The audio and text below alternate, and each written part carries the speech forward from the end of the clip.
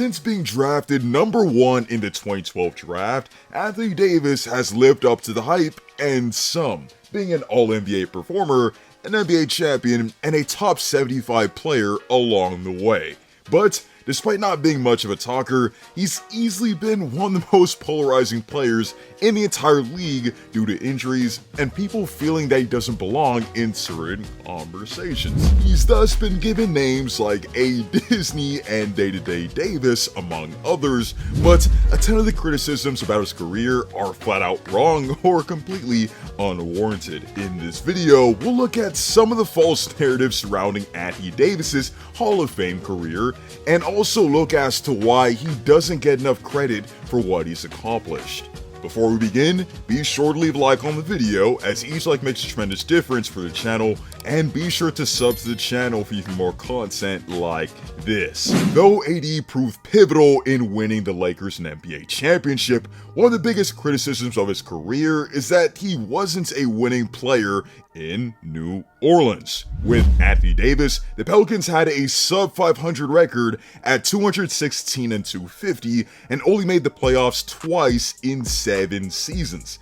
However, context is key here. Since his rookie season, the Pelicans failed to put a competent supporting cast around AD, with DeMarcus Cousins being the only player to even sniff an all-star team beside him. And even the competent pieces surrounding AD during this period were rather injury-prone or struggled heavily with efficiency.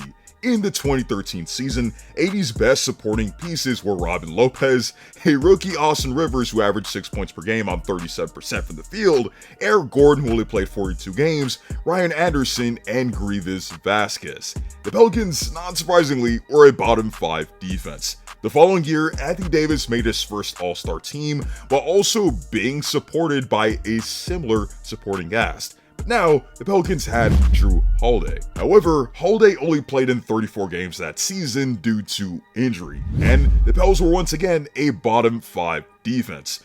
2015 actually marks the first time the Pels would actually make the playoffs in the Anthony Davis era, with key players of that team being Tyreke Evans, Quincy Pondexter, Amir Ashik, Eric Gordon, and Jrue Holiday. But Gordon and Holiday missed a combined 63 games that season. Despite this, AD made another All-Star team, made All-NBA first team in just his 3rd season, and had an insane carry job. He averaged 24 points and 10 rebounds, along with 3 blocks. He was 5th in MVP voting, passed David West for all-time blocks for the franchise in just 180 games, made all defensive second team, and hit what would be the most important shot for the Pelicans that season, a game winner that would set a tiebreaker against the OKC Thunder. AD would make 2 All-Star teams, All-NBA first team, and All-Defensive second team in the next 2 seasons, but due to lack of depth and injuries across the squad, the Pelicans would miss the playoffs for consecutive seasons. However, the Pelicans would trade for DeMarcus Cousins at the 2017 NBA trade deadline, and actually did well in 2018 when he and AD were healthy. Boogie would average 25, 13, and 5 along with 2 blocks and 2 steals and made the All-Star team, while AD had a career year, averaging 28 points, 11 boards, 3 blocks, and 2 steals. Unfortunately, Boogie suffered a season-ending Achilles injury when the team was 24-18, and that was essentially the last time this duo would ever play together in the NBA. As to how the Pelicans season ended, well, they actually heavily overachieved, as Anthony Davis was 3rd in MVP voting, and a core of AD, Jrue Holiday, and Rajon Rondo swept the 3rd-seeded Portland Trail Blazers in just the first round, before falling to the Warriors in 5 in the second.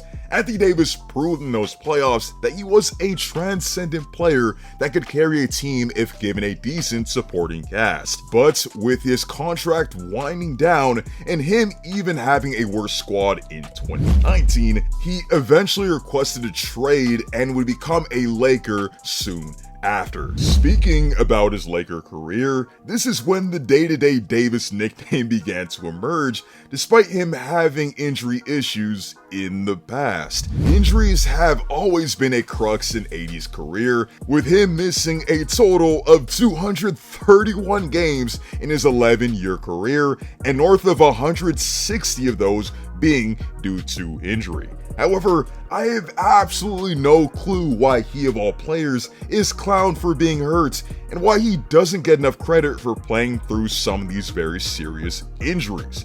Injuries are a part of the game, but it's uncalled for guys like Stephen A. Smith, Shaq, Chuck, etc. to be making jokes about a concussion that AD potentially suffered in the Warriors series, because I promise you, if you plugged in another beloved athlete in that situation, they wouldn't be joking about it. But even when he does get hurt, he never gets praised enough for trying to rush back from injury and being available afterwards.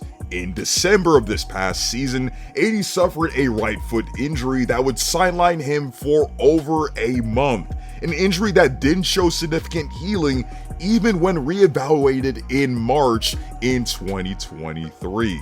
However, AD toughened it out and played 29 of 31 games to finish the NBA season, and was held out of only 2 of those games due to those being back-to-backs in the schedule.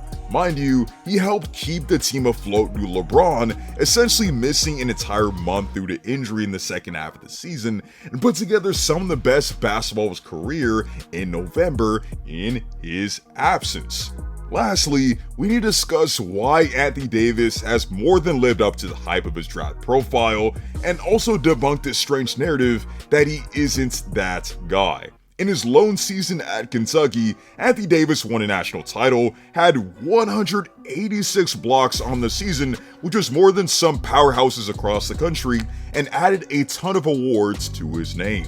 The hype also was so much that a rookie Anthony Davis was on the 2012 USA Olympic team, a team filled with all-time greats like Kobe Bryant, LeBron James, Kevin Durant, Chris Paul, and James Harden, among others. And quite honestly, he smashed his expectations into outer space. The generational defensive potential that he used a lot for out of college has been shown in full force in the league, as in the first round series against the Memphis Grizzlies in 2023, he had more blocks than the entire Memphis team, and the Grizzlies shot a putrid 33% when he was a primary defender in that series. He also led the entire playoffs in total blocks, blocks per game, defensive rating, and defensive win shares, while also averaging an efficient 23 and 14. LeBron was obviously amazing in 2020, but without AD's stellar performances, the Lakers don't win the title in that year. He averaged an insane 28 and 10 on 57% from the field and 38% from 3 throughout that playoffs, and averaged 25-11 with 2 blocks in the NBA Finals. I don't think that anyone who watched him at Kentucky could have felt that his offensive game could catch up to his defensive game, but that's actually happened. Anthony Davis isn't some player that comes every few years, that makes a few all-star teams and withers away. He shouldn't be lumped in with Tim Duncan like I've seen people on Twitter do so, but to be fair, the only player in the league that has a career that matches up to or even surpasses Timmy is LeBron James. And AD is still flat out a generational talent that should be appreciated while he's still playing. He's bare minimum a top 10 player in today's game, and as long as he and LeBron are teammates, Lakers can contend for a title. With that being said, comment down below your thoughts on Anthony Davis and unfair criticisms that he's faced throughout his career. Also, let me know what a healthy Anthony Davis can accomplish for the Lakers next season. Can he win Defensive Player of the Year? Can he help the Lakers win another title? Let me know down below. Be sure to leave a like on the video, as each like makes a tremendous difference for the channel, and be sure to sub to the channel for even more content like this. Hope to see you all in the next one, and stay